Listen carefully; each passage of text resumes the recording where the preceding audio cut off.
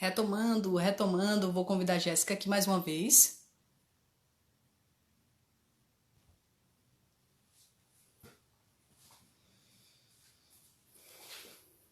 Vamos lá, galera, voltando aí. Que bom que vocês voltaram, que bom. Nós estamos muito felizes com a participação de vocês aqui. Vamos ficar mais felizes ainda quando vocês mandarem as suas questões, os seus comentários.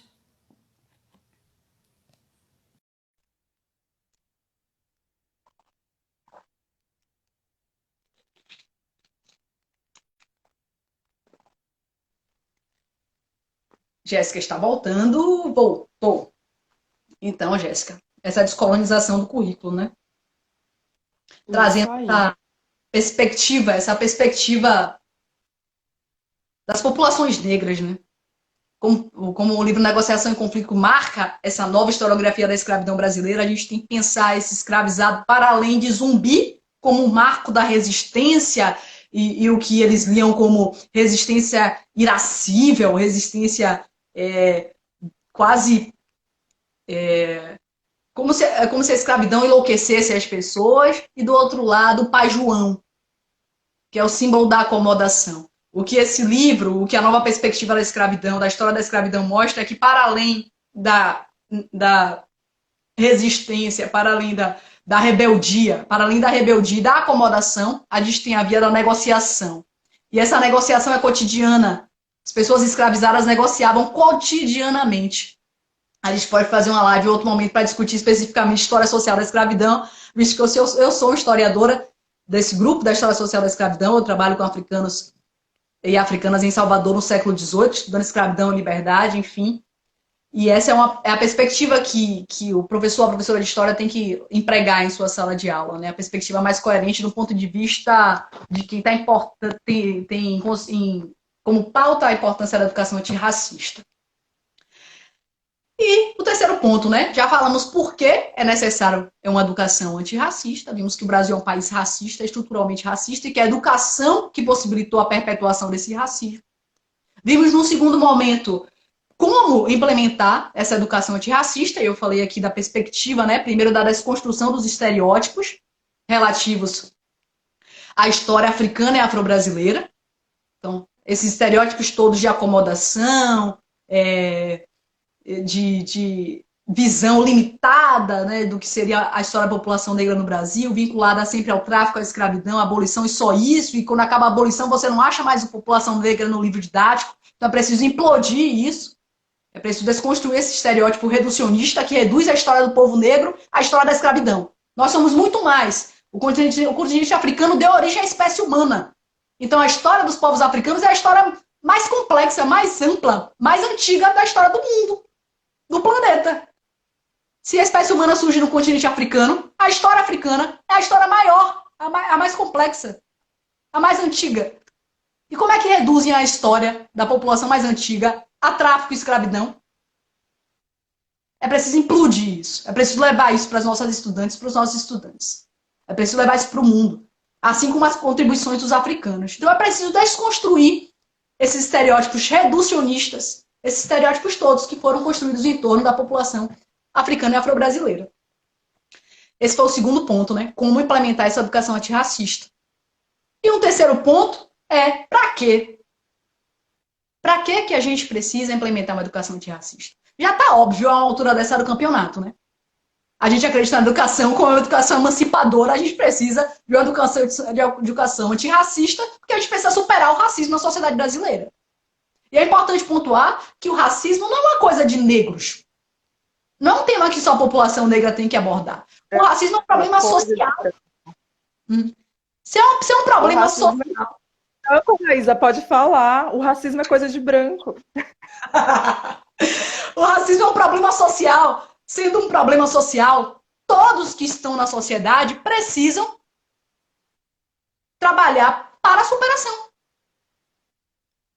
Toda a sociedade precisa trabalhar pela superação do racismo. Independente da sua cor, etnia, da sua autodeterminação étnico-racial. Então, é uma questão de todos. É um problema social que precisa ser superado. Outro elemento é a restituição, restituir a história. Isso está dentro do campo das ações afirmativas. As ações afirmativas pautam reconhecimento, valorização da história, cultura e identidade. Reconhecimento e valorização. A população negra tem direito, nós temos direito a conhecer a nossa história. Nós que passamos a vida inteira estudando a história da Europa. Nós temos direito a conhecer a nossa história. O povo precisa conhecer a sua história, as suas origens. A história dos europeus não nos contempla. Não nos contempla a nossa história da perspectiva positiva. Porque a nossa história da perspectiva negativa já está aí. A mídia mostra, até o seriado da TV que a Rede Globo mostra, faz questão de mostrar sempre o escravizado. Se é o tráfico transatlântico, fazem questão de mostrar a amistade 1000 vezes, fazem questão até o Contactê, né, o seriado Raízes, vai ter dezenas de cenas do chicote, do tronco. Até quando é para ser massa, eles fazem questão de reafirmar esse lugar violento, doloroso, não é, Jéssica? Eles fazem questão de reafirmar, de lembrar, de abrir, de cutucar essa ferida aberta da escravidão. Então a gente só vai superar isso quando virarem a chave e mostrarem que quando nós professores trabalharmos e todo mundo, todos os estudantes saibam que a nossa história é muito maior do que a história da escravidão e da liberdade. E que mesmo dentro da escravidão e da liberdade, a nossa história é de protagonismo. A população negra é protagonista na luta pela proclamação da abolição. É protagonismo, está na sua história e nunca se acomodou com esse contexto de escravidão. Então é o direito, é restituição à nossa história. Nós temos direito a conhecer a nossa história. Isso é política de ação afirmativa também. Até porque, como uma criança, um outro ponto de por que a educação antirracista, como uma criança vai se autodeclarar negra, se tudo que ela sabe sobre a população negra, tudo que ela sabe, vê e ouve é negativo, como é que uma criança vai dizer com orgulho, eu sou negra, e não vai dizer eu sou pardo, eu sou branca? Se ela liga a TV e ela vê jovens no meio-dia nos programas sensacionalistas sendo presos, jovens negros, humilhados daquela forma como o sensacionalista, a imprensa terrível mostra. Como é que ela vai dizer que ela é negra se a vida toda na escola ela é constrangida quando falam da escravidão, do chicote, do negro escravizado, da mulher negra violentada? Se é dessa perspectiva que mostra essa história, não estou dizendo que é para negar o chicote e o estupro, não. Eu estou dizendo de que perspectiva a gente vai fazer isso. Tem vários estudantes que cursaram a História da África aqui comigo, né? E eles sabem que eu falo, a gente vai falar que houve violência, vai denunciar a violência, como a década de 70 a escola da USP denunciou. A gente vai denunciar. Mas a gente já está depois da década de 80. A gente vai mostrar o protagonismo. A gente vai falar, houve violência, mas a população resistiu. É sempre dar ênfase na resistência, mais do que na violência.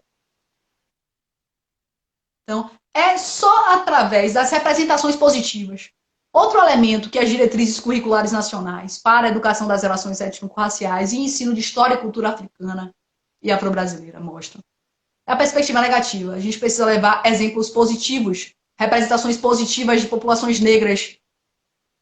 A gente vai mostrar personalidades negras bem-sucedidas. A gente vai mostrar a resistência das populações negras na história. A gente vai mostrar os reinos dos impérios africanos. A gente vai mostrar a população negra de uma perspectiva positiva. O mundo todo já fala da África, do continente africano, dos negros de uma forma negativa. É AIDS, é miséria, é guerra.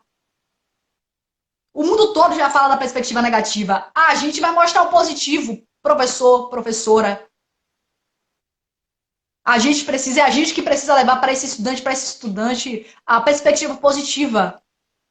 A gente vai levar Rayane Zinga, a gente vai levar Nelson Mandela, a gente vai levar autoras e autores negros, a gente vai levar a história da Revolta dos Malês, de Zumbi, da Nação Baiana, a gente vai levar tudo positivo. A gente vai levar o Teatro Experimental do Negro, a gente vai levar o Movimento Negro, a gente vai levar o livro de Lino Gomes, Movimento Negro Educador. É tudo que é de positivo. A gente vai levar Angela Davis, a gente vai levar Sueli Carneiro, a gente vai levar Carla Cotirene, Djamila Ribeiro, a gente vai levar Vlamir Albuquerque, a gente vai levar Abdias Nascimento, a gente vai levar João José Reis, a gente vai levar Jéssica Silva, Construindo a Vida com Fios de Ferro. É tudo isso, são as representações positivas que a gente vai levar. O mundo todo já fala o negativo. Chega com a criança de 10 anos de idade, você sabe dizer alguma coisa da história do negro no Brasil? A criança vai te dizer, a gente foram escravos. Não precisa dizer isso. Não vai dizer porque você vai denunciar. Mas você vai reforçar as representações positivas. Beleza? E assim, a gente vai garantir, vai possibilitar que essa criança crie uma identidade racial positiva. Que essa criança sinta orgulho de pertencer a essa raça. Né? Já que a gente operacionaliza esse conceito de raça, né? Eles criaram, a gente operacionaliza e a gente usa como instrumento político hoje. Sou negra. É assim que a gente vira a chave. Porque ninguém nasce. Sueli Carneiro que diz, né? A gente nasce roxa, a gente nasce roxa, parda, mulatinha, mas tornar-se negra, né, é uma conquista. Tornar-se negra é uma conquista. E a gente só se torna negro. Eu sou uma mulher negra de pele clara. Jéssica é uma mulher negra de pele clara. Por que a gente se assume como negra? Porque a gente virou a chave. Porque foi oportunizado a nós construirmos uma identidade positiva. A gente teve acesso a representações positivas de mulheres, de intelectuais, de homens negros. E se a gente tem acesso a isso, a gente conhece a nossa história, a gente descoloniza nossos saberes, nossa mente, e a gente passa a entender a riqueza, a potência da população negra. Então é por isso, galera, é por isso que a gente precisa de educação antirracista. Que a gente precisa superar o racismo. A gente precisa conceder o direito às pessoas conhecerem a história não estereotipada. A história plural, rica, valiosíssima da população africana afro-brasileira. A gente precisa possibilitar as nossas crianças se identificarem, construírem uma representação, uma identidade racial positiva sobre si mesmas. Essas crianças vão ser adultos que vão lutar. Eu quero fechar com a frase de Angela Davis. Numa sociedade racista, não é suficiente não ser racista. É preciso ser antirracista. Não é suficiente você, audiência, pessoa que se considera branca, pessoa que se considera negra, mestiça. Não é suficiente se dizer não racista. É preciso que você milite nessa causa. É preciso que você seja antirracista, que você fale disso nos espaços onde você estiver. Que quando você observar algum comentário negativo, alguma representação negativa na TV, no cinema, algum crime, quando você observar alguma situação de racismo, você se coloque, você pontue. Nos ajude nessa causa. Então, eu abro para o debate agora, abro para os comentários de Jéssica. Não consegui acompanhar o que vocês estão escrevendo aqui, porque eu estou falando e é muita função acompanhar o que vocês estão escrevendo, mas tá massa a interação. Fiquem à vontade para perguntar, para comentar. Priscila informa aqui que os interessados, os certificados, pelo certificado, tem um link na bio do laboratório. F. Barbosa pontua que a gente precisa educar as crianças para o antirracismo. É isso, a chave é essa. Educar para o antirracismo. Eu até nem falei, mas o Nelson Mandela tem uma frase incrível. Ele diz: ninguém nasce odiando uma pessoa pela cor da sua pele, por sua origem, ou ainda por sua religião. Para odiar, as pessoas precisam aprender. E se podem aprender a odiar, elas podem ser ensinadas a amar. Então é isso, a gente acredita que as pessoas aprendem a ser racistas, porque o racismo é estrutural. Mas elas podem aprender a ser não apenas não racistas, mas antirracistas. E por essa é a nossa luta, né? Por uma sociedade antirracista. E o quanto pessoas brancas precisam ter de responsabilidade de discutir a branquitude, né, Laís? Dessa perspectiva, Laís, quando a gente é professora, quando a gente é professor, levar esses temas de modo a desconstruir os estereótipos. Eu acho que o que você trouxe, Raíza, casa muito bem com o texto de Azoilda Trindade, Valores Civilizatórios Afro-Brasileiros, que ela vai discutir, vai trazer de forma prática como trabalhar essa educação antirracista. Eu sugiro que quem não teve contato com esse texto, que tenha contato. Ela vai dizer o seguinte: você não precisa dizer aos seus alunos, hoje a gente vai trabalhar a história do negro no Brasil. Você leva uma música, você leva uma dança, Você pede para eles conversarem com os seus mais velhos, ouvirem. A gente está trabalhando memória. A oralidade é estritamente dos povos indígenas e negros, gente. Está trabalhando a memória com seus estudantes. Você leva uma música, um samba, um funk, um rap, você está trabalhando. E a gente vai construindo isso. Isso está na oralidade, está na nossa corporeidade, na nossa música, na nossa dança. Enfim, está em todo esse universo que a gente precisa explorar. E aí a gente entender que as nossas mentes foram colonizadas, mas os nossos corpos foram colonizados, sabe? E os nossos estudantes que estão lá nas escolas, eles têm essa noção. O corpo é intuitivo, e aí eu trago Catilça Ribeiro, uma filósofa, que ela vai dizer isso, né? Eles colonizaram a nossa mente, mas eles não colonizaram o nosso corpo. Quando toca o tambor, nosso pé balança, mexe, a gente quer se movimentar. Quando toca o pandeiro, nosso corpo quer se movimentar. Quando entoa um canto, a gente quer cantar junto. Nosso corpo não foi colonizado. As nossas mentes podem ter sido colonizadas, agora nosso corpo não foi colonizado. E os nossos estudantes estão dentro desse universo de sensibilidade, que é só a gente aguçar, as coisas vêm. As coisas vêm. Não precisa forçar para acontecer. Que a gente fica nessa dinâmica, né? Ah, é algo surreal de se aplicar em sala de aula, isso que você está falando. Não é surreal. Ah, eu dou aula de matemática. Por que você não trabalha com a arte na matemática? Dou aula de língua portuguesa. Por que você não trabalha a influência banto na língua portuguesa? Eu acho que possibilidades existem e a gente não está mais em um momento em dizer que as informações não chegam. Chega o tempo todo. Olha essa live aqui, a gente dando informação para vocês. Quem não faz, porque é negligente, porque não quer. As informações estão aí. E basta a gente procurar mecanismos. Vai me dizer, ah, mas o currículo da escola não deixa. Minha gente, falar isso para um brasileiro. O brasileiro consegue dar nó em pingo d'água. A gente consegue fazer muitas coisas, muito mais do que é feito.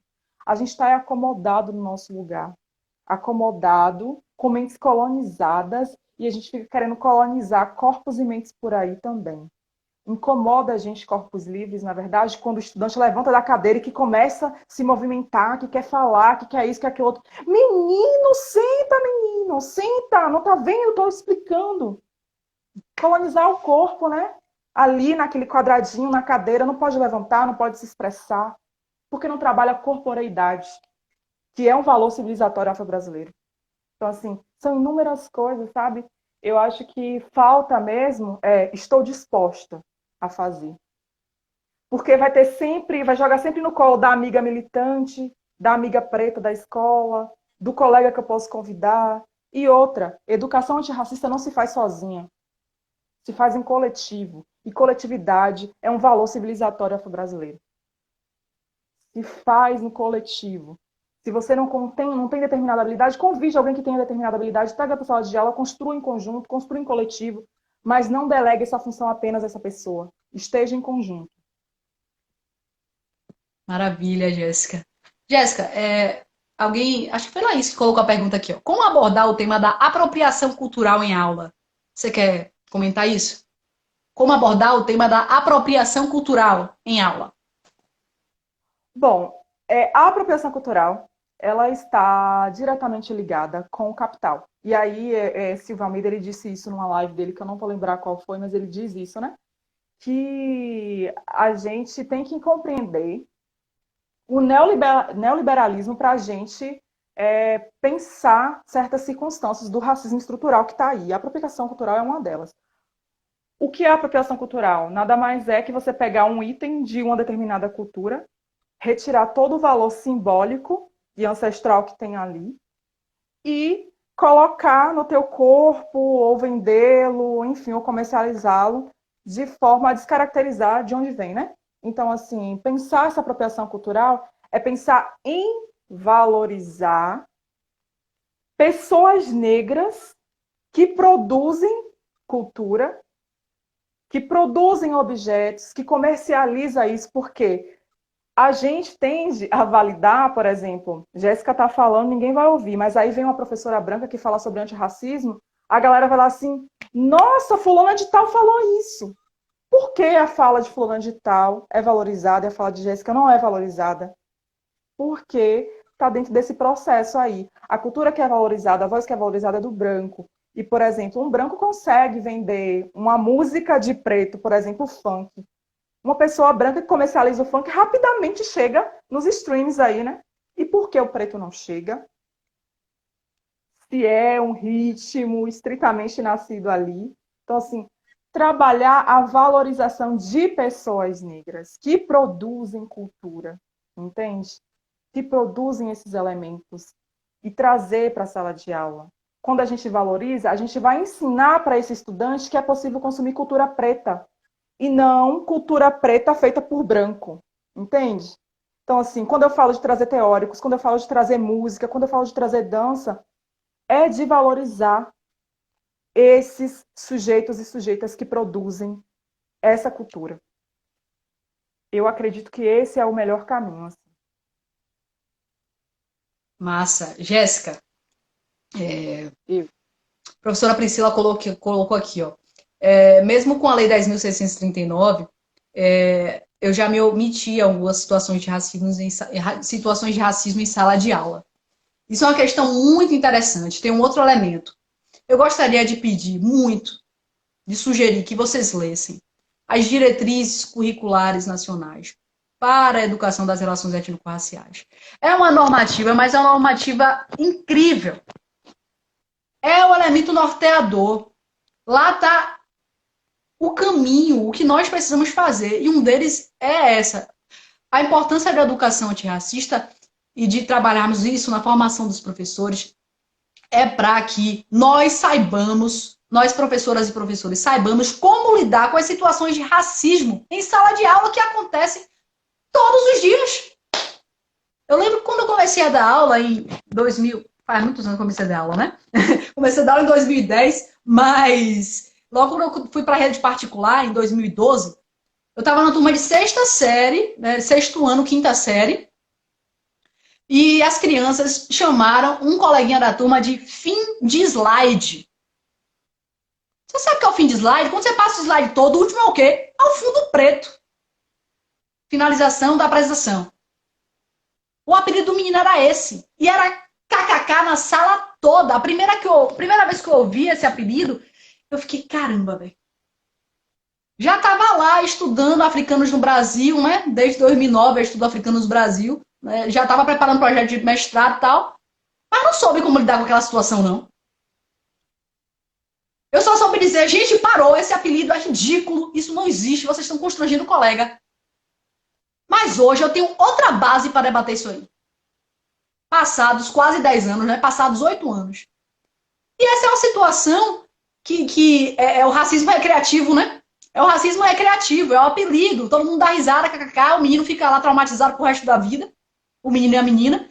E quantas situações dessas a gente não foi alvo? Eu fui alvo. Jéssica foi alvo na vida escolar dela. E quantas crianças e outras crianças continuam sendo alvo na escola de racismo institucional da escola que manda a escola que manda a mãe da criança prender o cabelo, pentear o cabelo, alisar o cabelo da criança. Das situações do racismo que vai atingir a estética, do racismo que vai inferiorizar intelectualmente, vai dizer que fulano é burra, que fulano fala errado, escreve errado, fala problema, racismo linguístico, né? Preconceito linguístico, como Marcos Byron, da área da linguística, pontua, já há anos. Em 2008, Marcos Byron já tinha apontado preconceito linguístico. Né? Então, como lidar com essas situações de racismo em sala de aula? A gente vai precisar ler muito, participar de muitos espaços de discussão antirracista. Essa é a nossa função. Ou você vai ser conivente com a situação de racismo em sua sala de aula e vai acabar com a autoestima de uma criança pro resto da vida. Uma pessoa que pode se traumatizar e nunca mais se sentir à vontade para falar em público. Djamila Ribeiro pontua isso na introdução do livro, né? Quem tem medo do feminismo negro. Como ela tinha medo de se colocar para falar em público na sala de aula, mesmo sendo a menina premiada do colégio, com redações, com as melhores notas, tinha o racismo violentava ela ao ponto dela ter vergonha de falar em sala. E é isso que o racismo faz. Como é que nós, professoras, vamos lidar com isso? Você quer comentar isso, Jéssica? Porque nós não podemos falar, a gente não pode errar, né? E na sala de aula isso fica muito evidente, assim, sabe? O estudante negro ele não pode errar jamais. E por isso, na maioria das vezes, ele se silencia. E aí é que morre os nossos grandes talentos, sabe? É aí que é o nosso maior problema. O garoto mais zoado, a garota mais zoada, geralmente não tem força para terminar o ensino fundamental sequer, né? Param ali. Então, assim, é muito mais urgente do que vocês imaginam. Se a gente consultar os dados da educação da Bahia, década de 90, anos 2000, a gente vai ver que meninos negros não permanecem nas salas de aula. E por que não permanecem? Para além dessa evasão por conta do ter que trabalhar, né, que coloca sobre as costas dele, mas também a não aceitação desses indivíduos dentro da sala de aula. As nossas escolas têm estrutura de presídio e nós, professores, agimos como carcereiros. Somos os carcereiros, entende? Então, enquanto a gente continuar praticando essa violência com esses corpos, nos omitindo de se posicionar em uma situação de racismo, a gente vai continuar perpetuando esse sistema colonizador, inferiorizando o outro, propagando estereótipo, porque quando a gente não intervém na situação de racismo, a gente abre margem para mais violência. Esse estudante vai chegar em casa mal, porque isso abre feridas na gente. No outro dia não vai querer ir para a sala de aula e vai desmotivando aos poucos até a escola não ser mais um lugar que ele quer estar. Porque a gente sabe, os estudantes não gostam de estar dentro da sala de aula, mas eles adoram estar na escola. Vai chegar um dia que eles não vão querer estar nem na escola mais. E aí é que mora o problema. É aí que nasce o outro lado da moeda, né? O número de jovens que vai para o tráfico, que busca acolhimento. Por quê? E aí eu trago as leituras de masculinidade negra, né? Porque na rua ele é o rei. Na rua ele é o rei. Na rua ninguém ri dele. Na rua ele é respeitado, na escola não. Na escola o professor acha ele um problema. Mesmo ele sendo inteligente, se ele não está adestrado numa cadeira e fica em silêncio, ele é um problema. E eu já tive estudantes maravilhosos nas minhas aulas de estágio, que o menino realmente não conseguia ficar parado na cadeira, porque ele aprendia o conteúdo muito rápido e ele era tido como um problema em sala de aula. Então, como é que a gente vai interferir nisso? Não existe receita pronta, gente, na educação. Não existe receita pronta. E Bené me ensinou isso numa formação que eu fiz com ele, né? Ele fala assim, é muito mais intuitivo do agir. E aí, para você ter essa intuição, você tem que ter teoria. Sem teoria, você não tem essa intuição de agir certo. Hoje, Raiz, a gente tem base para poder agir numa situação dessa porque a gente estudou. Se esse professor que está na sala de aula, ele não é um professor pesquisador, de ler, de se atualizar, de ler autores negros, de entender essa dinâmica toda, ele vai colocar em segundo plano e não vai saber agir. Então, assim, não há receita pronta de como agir. Mas o primeiro passo para que você tenha a base de como ter uma reação nessa situação é se formar, informar, para que a intuição venha na hora e você saiba como agir. Porque, de outra forma, eu não vejo solução. Não existe um script. Está acontecendo racismo, eu vou reagir. Porque a gente, quando sofre, às vezes a gente não consegue reagir. Perfeito, Jéssica. Não tem outro caminho. O professor precisa da formação continuada. Os meus estudantes, os meus interlocutores estão acostumados a me ouvir dizer isso. Não é porque você tirou seu diploma, formou, se licenciou ou fez o bacharelado, que você está pronto para o mercado, não, meu cara. Lê do engano que achar que pegou o diploma, opa, tô formado, tô pronto. Lê do engano, cara. Não, eu tenho que estudar todos os dias para montar sua aula, para entender os problemas da sua sala de aula, que vão ser vários. E olha que vão ser vários mesmo. Vão ser problemas, questões de intolerância, de racismo, de preconceitos. Vão ser questões de inclusão, porque hoje a gente tem as demandas da educação inclusiva. Vão ser demandas psicológicas, porque a gente vive numa sociedade adoecida psicologicamente. Vão ser questões de toda a ordem. Então não se iluda achando que você vai pegar seu diploma, partiu para a sala de aula e aí que você vai entender que, me formei, foi? Agora eu sei como estudar. Porque foi essa a minha sensação quando eu fui para a sala de aula e já não era mais estagiária, estava lá como professora mesmo, não tinha ela é estagiária, não, agora ela é professora mesmo. Aí agora eu disse, terminei minha licenciatura, fiz o bacharelado, agora eu sei, agora eu posso fazer uma licenciatura em História de novo. A sensação é quase essa. Agora eu posso fazer novamente, agora eu sei por onde caminhar. Então é isso, é a formação continuada, o professor, a professora precisa continuar estudando. Seja nas instituições, né? A gente tem as especializações, os mestrados, os doutorados, seja nos espaços como esse, seja nos espaços de formação espaços não formais de educação, ciclo de debates, lives, cursos livres, autodidatismo. Você se formou, você sabe para onde caminhar. Poxa, me formei, nunca li uma autora negra. É agora. É o seu momento. Mostra o seu talento. Temos tantas por aí. Então, assim, a gente está aqui produzindo pra caramba, gente. Vocês têm preguiça.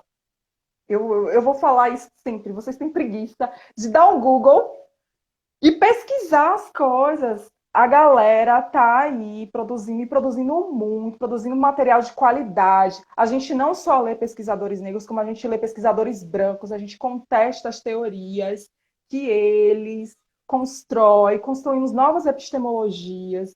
E enquanto a gente se acomodar nesse universo do que eu tenho é suficiente, a gente não avança enquanto sociedade. Não avança mesmo. Perfeito. Tem um outro aspecto aqui que a gente pode levantar, que é J. Stephanie. Deve ser algum contato seu aí. J-H-A-Y.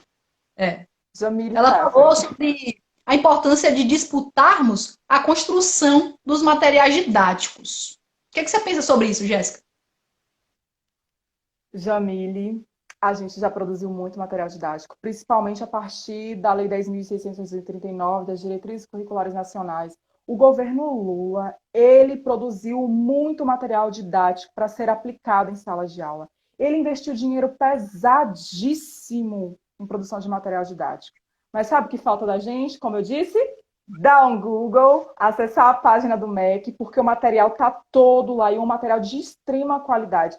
E aí você não vai achar material pronto, não, assim, tipo, aplicar em sala de aula. Você vai achar um material para a sua formação, mas você, professor, pesquisador, é capaz, sim, de produzir um resumo de qualidade, levar para o seu estudante compreenda, porque é assim que se faz. Se você se prestou ao papel de ser educador, é assim que se constrói essa educação, porque os livros didáticos que você pedir não vai chegar na sua escola, vai chegar o que a editora lá acertou com o Estado para chegar, e não é, em sua maioria das vezes, não é um conteúdo de qualidade. Então, assim, já temos inúmeros autores negros produzindo livros didáticos, sim, temos mulheres produzindo livros didáticos, então, assim, mas não dá conta. Não dá conta. Se você, professor, não for pesquisar, não dá conta dessa formação. E aí, o MEC, por exemplo, se você for lá, o governo Lula investiu muito nessa produção de material, porque o que diziam para eles, não temos material para trabalhar em sala de aula, não temos material para trabalhar em sala de aula. Então investiu, produziu material, produziu formação, no entanto a galera não aplicou a lei. Não aplicou a lei. E aí não é por falta de material, não. Porque, por exemplo, na minha dissertação eu utilizei inúmeros material produzido nessa época, a partir da Lei 10.639 e para a aplicação da Lei 10.639. Está aí para ser usado. Mas a galera não consulta, a galera não busca saber, a galera não se atualiza, entende? Tem outro aspecto também, Jéssica, que é Sim. O livro didático é um material produzido com fins ideológicos. Né? Você tem um mercado por trás da produção do livro didático. Selva Guimarães pontua isso, Cícero Bittencourt, as autoras, as maiores pensadoras sobre o ensino de história no Brasil hoje, essas duas intelectuais, já escreveram muito sobre isso, de como o livro didático é um produto datado, é um produto com interesses mercadológicos, com interesses ideológicos, de acordo com os interesses do Estado. Então, a gente não vai encontrar o livro didático dos sonhos. A gente não vai encontrar o livro didático dos sonhos. Quando eu estava na educação básica no Estado, ainda em Salvador, eu vi um livro didático que o nome é História.doc. E olha quem escreveu esse livro. Ronaldo Vanfas, Jorge Ferreira, Sheila de Castro Faria e Daniela Buono Calarinho. Isso é a nata da historiografia do eixo do Rio de Janeiro. Sheila de Rio de Janeiro e Minas. Sheila de Castro Faria, professora da UF, Ronaldo Vanfas da UF, Daniela Buono Calarinho, Jorge Ferreira, enfim, intelectuais que produzem sobre história e cultura africana e afro-brasileira. Sheila de Castro Faria tem uma tese incrível, Mulheres Sem as Pretas Damas Mercadoras, que meus estudantes já leram. Sheila de Castro Faria, incrível sobre mulheres africanas na colônia. Ronaldo Van faz sobre, enfim, sexualidade. Daniela Buono Calarinho sobre mandinga, sobre africanos no Brasil. Fui analisar o livro didático. Não tinha nem 15 páginas tratando disso aí tudo, que essa galera é expert em produção, tem tese, tem artigo como o quê? Não tem. Eu publiquei esse artigozinho, tá na última Ampul de ensino de história. Publiquei ele, não tem. Tu pode ser os melhores autores, porque o livro didático não é espaço para isso. Ele reproduz a ideologia do Estado e do mercado. Como é que você tem esse cacife? Meu Deus do céu, não tem o que questionar de Geraldo de Castro Faria. Ela tá lá assinando o livro. Eu cito ela 200 vezes nos meus livros, na minha tese, na minha dissertação, mas não tem. Ela não tem espaço para falar ali. Entende? Então, Não por mais dá, que não tem espaço. Pô. Então, qual é a função da gente? É a formação continuada. Porque, beleza, a gente formou, eu formei lá em 2012, eu colei grau em janeiro de 2012. Tem 8 anos. Eu formei sem ler quase nenhuma autora e autor negro. Formei na UFBA e eu não tive acesso a quase nenhuma autora e autor negro. Se eu não tivesse feito pesquisa e sido orientada para o campo da escravidão e liberdade, eu estou na UFBA, na Escola de Escravidão e Liberdade do Brasil. Se eu não tivesse fazendo iniciação científica, eu não ia saber nada do que eu estou conversando contigo aqui hoje. Porque eu não debati isso na graduação. Nem Isso é eu. depois da formação continuada. Isso é depois de ter continuado estudando. Não foi a faculdade que me deu, eu tive uma formação branca. A UFBA me negou autores negros, me negou a história afro-brasileira. Porque eu peguei outra leva. Quem entra hoje tem outra formação diferente da minha. Mas eu peguei uma UFBA branca, um currículo branco, um currículo racista, eurocentrado. Então, não é o livro didático que a gente tem que disputar. É a nossa formação. Oi? A gente tem 500 e poucas horas de Europa, enquanto tem 100 e poucas horas de África. Como isso acontece? Nossa! Então, não é a formação. A faculdade não nos dá uma formação completa. É a formação continuada. É o seu esforço de acordo com seus interesses temáticos, políticos. Meus estudantes estão cansados de ouvir isso. Ser historiador, se você assumiu entrar no curso de história, você tem que ser um professor para transformar a realidade que você veio. Então, você tem que militar por educação libertária. Para puxar a brasa para o tema do nosso ciclo de lives, né? Então, você tem que ser um professor antirracista, anti-intolerância religiosa, anti-LGBTfobia, anti-misoginia, anti-machista. Quem assiste aula comigo vai debater isso todas as aulas. E se não aguenta, peça para sair. Porque a formação do historiador é essa. Você vai ser historiador, é essa a sua função, construir uma sociedade democrática, igualitária, lutar pela formação de cidadãos que vão construir essa cidadania, essa sociedade libertária. Se você não está disposto a isso, não está disposta a isso, baby, muda de curso. História é militância, história é política. Os intelectuais falam, geografia foi feita para fazer guerra. Foi criada para fazer guerra. A história foi criada para fazer política. Política de reparação, política de transformação da sociedade. É isso. Licenciatura em História é para isso. A gente quer braços para militar na luta antirracista.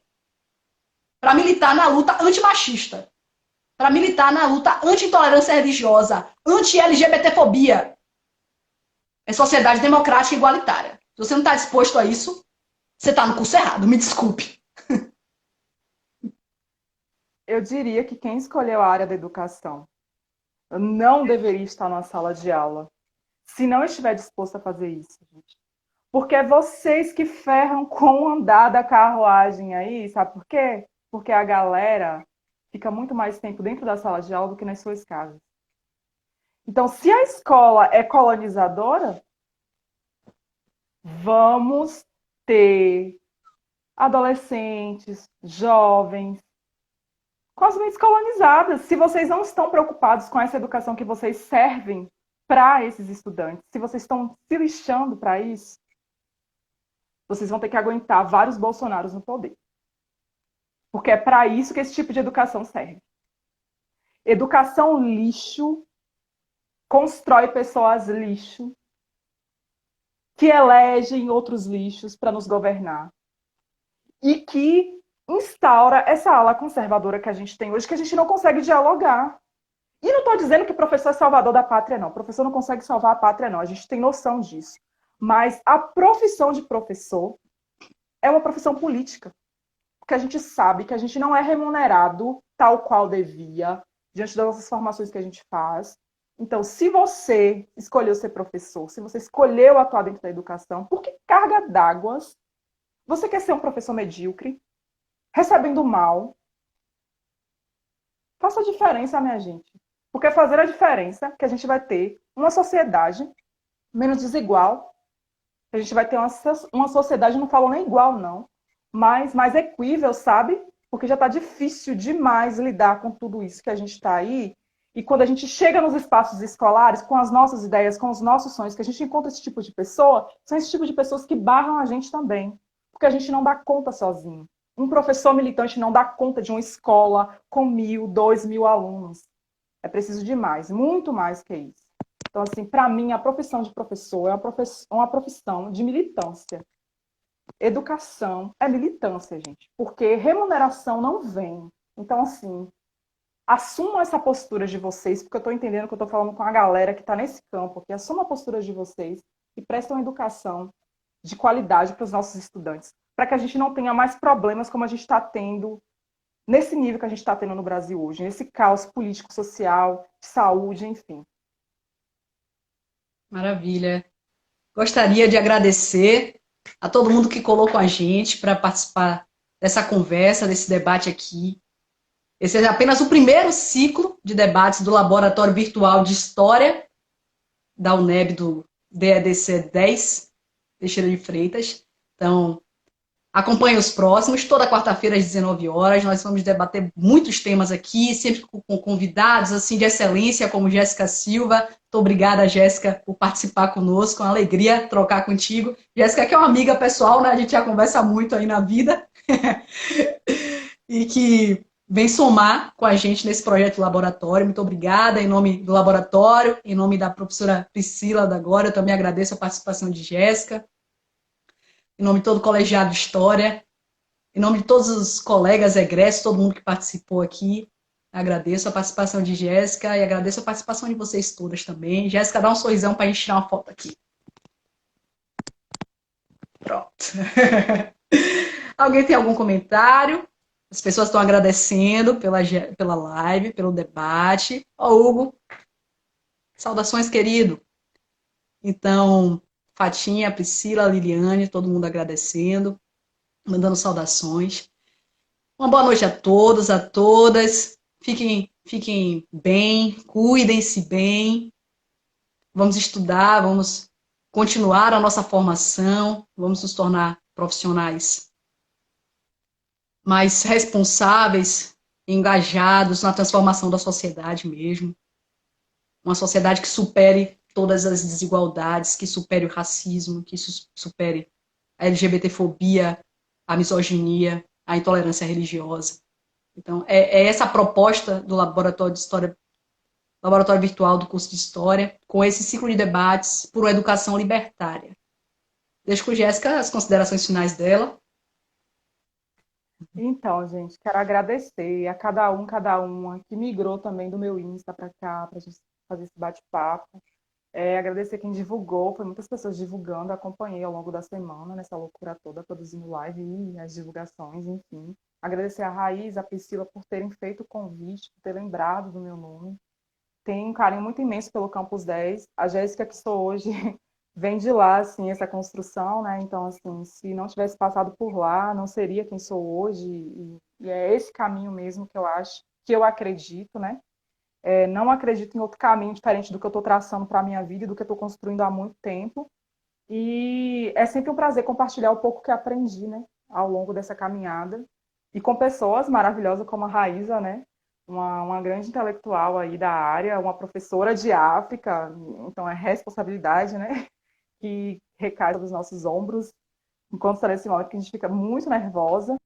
E é isso, agradecer mesmo de coração e que vocês apliquem um pouco do que vocês ouviram aqui hoje nas vidas de vocês mesmos, sim, um pedido de coração, porque sozinhas a gente não chega a lugar algum.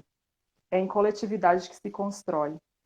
Sou porque nós todos somos. Se sozinha a gente não vence essa luta que é enorme. É isso, gratidão. Obrigada, Jéssica. Muito obrigada a todo mundo que veio do Facebook. Era para a live começar às 7 da noite. A live começou 5 para as 8. E a galera colou aqui. Que massa. Felizona. Muito obrigada. Muito obrigada. Boa noite a todos e a todas. Beijo. Fiquem bem. Cuidem-se. Até a próxima quarta-feira. Acompanhe a divulgação. Por favor, ajuda a gente na divulgação também, para que mais pessoas tenham acesso a esse debate. Nosso objetivo é divulgar, compartilhar informação de qualidade, informação de pessoas formadas, por pessoas que se dedicaram a estudar esses temas, pessoas engajadas na luta por educação libertária. Um beijo a todas, boa noite. Boa noite.